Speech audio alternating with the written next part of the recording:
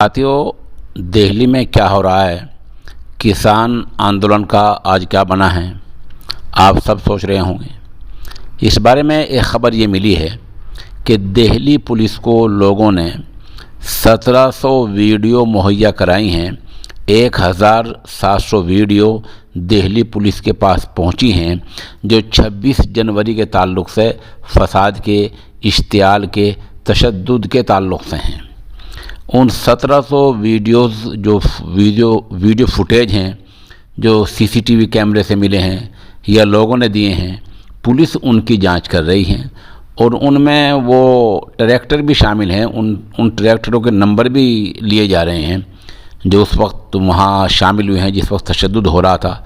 उनका registration number खंगाला जा रहा है, उनके मोबाइल नंबर देखे जा रहे हैं।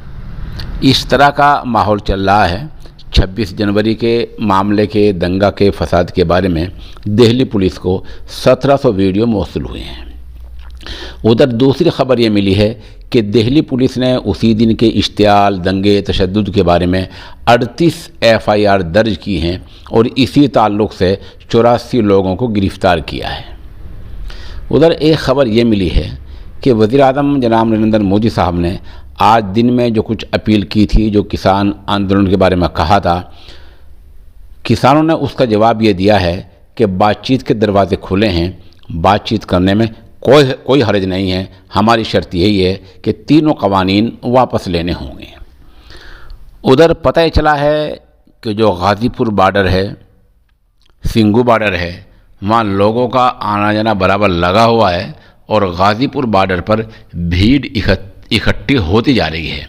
उधर किसान लीडर राकेश टिकैत का कहना ये है कि हमारा धरना पुरअमन है, अमन व शांति वाला है। किसान तशद्दुद के हमेशा ख़िलाफ़ रहा है क्योंकि किसान तो अन्नदाता है। ये चंद ख़बरें जो अपडेट हुई हैं, जो अभी तक हमें मौसूल हुई हैं, ये उनका खुलासा है।